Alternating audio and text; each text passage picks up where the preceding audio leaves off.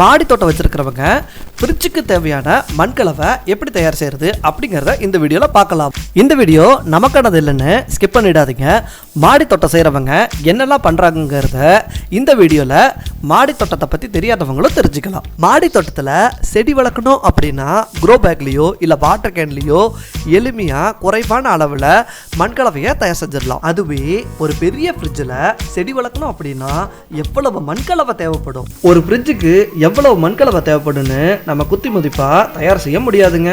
அதே நேரத்தில் இப்போ ரீசெண்டாக நாங்கள் ஒரு ஃப்ரிட்ஜுக்கு எவ்வளவு மண்கலவை தேவைப்படும்னு ஒரு கணக்கு கண்டுபிடிச்சிருக்கோம். அது 99% சரியா இருக்குதுங்க. அதோட ரிசல்ட்டை தான் நீங்க பாக்குறீங்க. நிறைய பேர் இப்பெல்லாம் பழைய ஃப்ரிட்ஜில் செடி வளர்க்குறத நீங்க பார்த்துருக்கலாம். ஆனா அந்த ஃப்ரிட்ஜில் தேவைப்படுற அளவுக்கு எவ்வளவு மண்ணு சேர்ப்பாங்க, மண்ணில் என்னெல்லாம் சேர்ப்பாங்க, இது போல ஒரு ஃப்ரிட்ஜுக்கு தேவையான மண்கலவை தயார் செய்யறத பத்தி தான் இந்த வீடியோல நம்ம பார்க்க போறோம். வாங்க வீடியோக்குள்ள போகலாம். RTRKGs இது not just a YouTube channel, இது ஒரு ஃபேமிலியா டெக்னாலஜி, கார்டனிங், வீலாக்ஸ், குக்கிங், DIYன்னு சொல்லி 5 தலைப்பின் கீழ வீடியோஸ் போடுவோம். சப்ஸ்கிரைப் பண்ணி சப்போர்ட் பண்ணுங்க. க்ரோ பேக்லயும் வாட்டர் கேன்லயும் எளிமையா பூச்செடியோ இல்ல காய்கறி செடியோ வளர்த்துறலாங்க. அதுவே கொடி காய்கறிகளை வாட்டர் கேன்லயோ இல்ல க்ரோ பேக்லயோ வளர்க்கறது கொஞ்சம் சிரமங்க. மீறி வளர்த்தோம்னாலும் இதோ நீங்க பாக்குற அளவுக்கு இந்த அளவுக்கெல்லாம் காய்கறிகளுடைய சைஸ் வராதுங்க.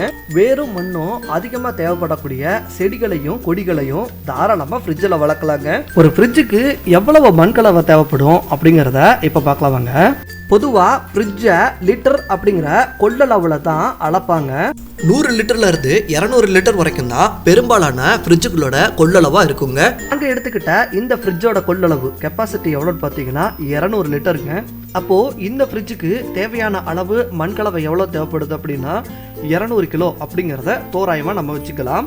அடுத்ததா ஒரு செடி வளர்க்க தேவையான மண்கலவை அப்படின்னு பார்த்தீங்கன்னா 50% மண், 50% உரங்கள் ஏதாவது ஒன்று சேர்த்துக்கலாம். அதுவே மாடி தோட்டத்தில் அதிகமான வெயிட் ஏற்றக்கூடாது அப்படிங்கிறதுனால மண்ணு கூடயே காயற்பித்துன்னு சொல்லக்கூடிய கோகோபீட்டை சேர்த்துக்குவாங்க. காயற்பித்தை பொறுத்த வரைக்கும் தண்ணியை தக்க வச்சுக்கும், அதே மாதிரி எடையை குறைச்சிருங்க. அதனால இதை மண்கலவையில் சேர்த்துக்கலாம்.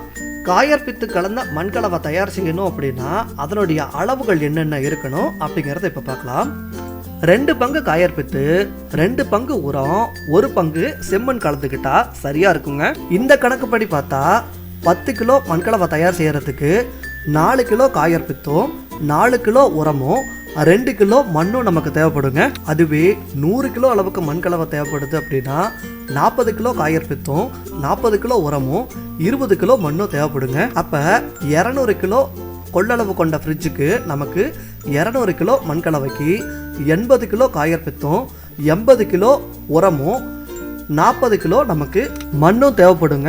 அவ்வளோதானா, முடிஞ்சிருச்சா அப்படின்னு கேட்டிங்கன்னா இல்லைங்க, இதுக்கு மேலே தான் முக்கியமான சில கணக்குகளே இருக்குது.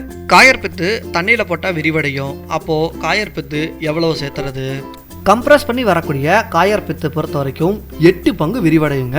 அதாவது 1 கிலோ காயற்பித்து எடுத்தோன்னு வச்சுக்கோங்களேன், அது 8 கிலோ வரைக்கும் தண்ணியில் போடுறப்ப விரிவடையுங்க. 200 கிலோ கொள்ளளவு கொண்ட இந்த ஃப்ரிட்ஜுக்கு 80 கிலோ கோகோபீட் தேவைப்படுதுன்னு சொல்லியிருந்தேன்.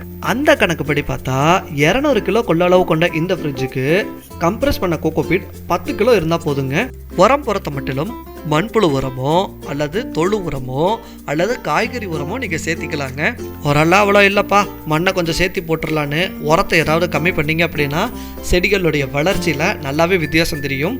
அதனால் உரமும் பார்த்தீங்கன்னா 80 கிலோ அளவுக்கு ஒரு 200 கிலோ கொள்ளளவு கொண்ட ஃப்ரிட்ஜுக்கு சேர்க்கணுங்க. அடுத்ததா மண்ணு பொறுத்த வரைக்கும் நீங்கள் 40 கிலோ அளவு சேர்த்தணுங்க. மண்ணுனா செம்மண் எடுத்துக்கிறது சால சிறந்தது. செம்மண் கிடைக்கல அப்படிங்கிற பட்சத்தில் பாதி அளவுக்கு செம்மண், பாதி அளவுக்கு தோட்டத்து மண்ணோ வேற ஏதாவது மண்ணோ நீங்கள் சேர்த்திக்கலாங்க. 2 பங்கு கோகோபீட்டு, 2 பங்கு உரம், 1 பங்கு மண், இதுதாங்க ரேஷியோ. இதை வச்சு உங்கள் ஃப்ரிட்ஜுக்கு எவ்வளோ மண் தேவையோ நீங்கள் தயார் பண்ணிக்கலாம். ஃப்ரிட்ஜுக்கு அடியில் ஒரு ஓட்டையை போட்டுட்டு இதில் பார்த்தீங்கன்னா தேங்காய் மட்டையை சேர்த்துக்கோங்க. தேங்காய் மட்டை ஈரத்தை தக்க வச்சுக்கும், அதே மாதிரி மண்புழுகளுக்கு நல்ல ஒரு வீடு அமையுங்க. அடுத்ததாக காஞ்ச இலைகள் கொஞ்சம் ஃப்ரிட்ஜுக்கு அடியில் சேர்த்திக்கோங்க. அடுத்ததாக கம்ப்ரெஸ் பண்ண கோகோபீட் பல அளவுகளில் இப்போ வருதுங்க. 1 கிலோ, 5 கிலோ, 4 கிலோ அப்படின்ட்டு. நமக்கு மொத்தமாக தேவை 10 கிலோ, அதாவது ஒரு ஃப்ரிட்ஜுக்கு 10 கிலோ தேவை. அந்த 10 கிலோ கோகோபீட்டை நம்ம தண்ணியில் போட்டு புழிஞ்சு எடுக்கும்போது அது 80 கிலோவாக மாறிடும். அதனால் அந்த 10 கிலோ கோகோபீட்டு தான் இப்போது ஃப்ரிட்ஜுக்கு மண் கலவையாக தயார் பண்ணுறதுக்காக அதை எடுத்து பக்கெட்டில் தண்ணியில் ஊற வைக்கிறோங்க. 10 கிலோ கோகோபீட்டை நைட்டே ஊற வச்சு புழிஞ்சு போட்டோம். அப்படி பண்ணுறப்போ அதில் இருக்கக்கூடிய அமிலத்தன்மை pH லெவல் கொஞ்சம் குறைஞ்சிரும் அப்படிம்பாங்க. அது பண்ணிவிட்டு அடுத்த நாள் பார்த்திங்கன்னா 80 கிலோ மண்புழு உரத்தை இதில் கொட்டுறேங்க. மண்புழு உரம் தான் எடுக்கணும்னு அவசியம் இல்லை. காய்கறி உரம் இல்லை தொழு உரம் கூட நீங்கள் கிடச்சா எடுத்துக்கலாங்க. மண்கலவை அளவு ஞாபகம் வச்சுக்கணும் அப்படின்னா கோகோபீட் எந்த அளவுக்கு எடுத்துருக்கீங்களோ அதே அளவுக்கு மண்புழு உரமோ அல்லது காய்கறி உரமோ தொழு உரமோ எடுத்துக்கணுங்க. நாங்கள் டோட்டலாக 80 கிலோ கோகோபீட்டுக்கு 80 கிலோ மண்புழு உரம் சேர்த்துக்கிட்டோம். மண்கலவை தயார் செய்கிறப்ப மட்டும் இந்த அளவுகளில் உரத்தை எடுத்துக்கோங்க. எதிர்காலத்தில் ஃப்ரிட்ஜில் பார்த்திங்கன்னா உரங்களை கம்மியாக சேர்த்திங்கனாவே போதுங்க. எதிர்காலத்தில் எப்படியெல்லாம் ஃப்ரிட்ஜுக்கு உரங்கள் கொடுக்கறது அப்படிங்கிறத நம்ம யூடியூப் சேனலில் கண்டிப்பாக அப்டேட் பண்ணுறோம், தவறாமல் பாருங்கள். 80 கிலோ கோகோபீட்டும் 80 கிலோ மண்புழு உரத்தையும் தயார் செய்ததுக்கப்புறம் அடுத்து சேர்த்த வேண்டியது மண் பொறுத்த வரைக்கும் 40 கிலோ நீங்கள் செம்மண்ணை சேர்த்துணுங்க. செம்மண்ணே முழுசாக கிடைக்கலன்னா பரவாயில்ல, 20 கிலோ செம்மண்ணும் 20 கிலோ உங்கள் பக்கத்தில் இருக்கக்கூடிய தோட்டத்தில் இருக்கக்கூடிய சாதா மண்ணை கூட நீங்கள் சேர்த்திக்கலாம். நாங்கள் 20 கிலோ செம்மண்ணுக்கு 20 கிலோ பக்கத்து ஏரியில் கிடச்ச வண்டல் மண்ணை கொஞ்சம் சேர்த்திட்டோங்க. அது நல்ல வளமான மண். அடுத்ததாக மண், கோகோபீட்டு, உரம் 3 சேர்ந்த இந்த கலவையை நல்லா பரப்பி விடணுங்க. எந்த அளவுக்கு இந்த கலவையை அகலமாக பரப்ப முடியுமோ அந்த அளவுக்கு நல்லா பரப்பி விட்டுறலாம். செடிகளோட வேரில் பூச்சிகளோ இல்லை பூஞ்சைகளோ தாக்காமல் இருக்கிறதுக்காக வேப்ப இலையை கொஞ்சம் சேர்த்திக்கிட்டோம். இந்த பூஞ்சை மற்றும் பூச்சி தாக்குதலுக்கு ஒன்று வேப்பலை சேர்த்தலாம், இல்லைன்னா இந்த மாதிரி கலவை புண்ணாக்கு சேர்த்திக்கலாங்க. அடுத்ததாக வீட்லேயே நாங்கள் சேகரித்து வச்சுருந்த முட்டை ஓடு நல்லா பவுட்ரு பண்ணி வச்சுருந்தோம்.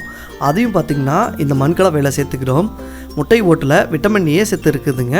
அது செடிகள் வளர்ச்சிக்கு நல்லா உதவும். அடுத்ததாக புளிச்ச முறை கொஞ்சம் தண்ணியில் கலந்து அதையும் இது கூட சேர்த்திக்கிட்டோம்.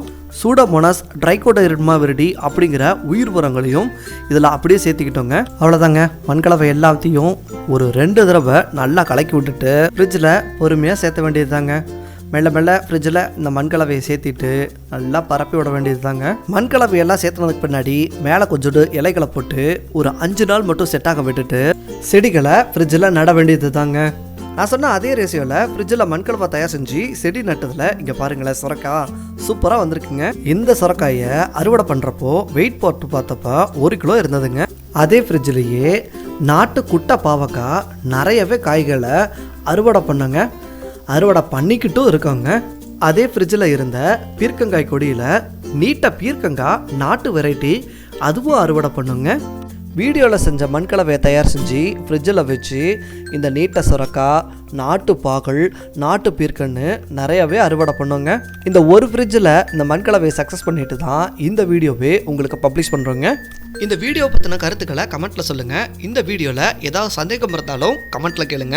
இந்த வீடியோ உங்களுக்கு பிடிச்சிருந்தாலும் பிடிக்காட்டியும் லைக் பண்ணுங்கள். மாடி தோட்டம் வச்சிருக்கிற இல்லை வைக்க போகிற உங்களுடைய நண்பர்கள் மற்றும் உறவினர்களுக்கு இந்த வீடியோவை பகிர்ந்துக்குங்க. அடுத்த வீடியோ பதிவில் எங்கள் ஃப்ரிட்ஜில் மொத்தமாக என்னென்ன கொடிகள் வச்சோம், எத்தனை கொடிகள் ஒரு ஃப்ரிட்ஜுக்கு வைக்கலாம் அப்படிங்கிறத தனி வீடியோவாக பதிவு செய்கிறோம். அவசியம் நம்ம சேனலை சப்ஸ்கிரைப் பண்ணிட்டு பாருங்கள். அடுத்த வீடியோவில் பார்க்கலாம். நன்றி, வணக்கம்.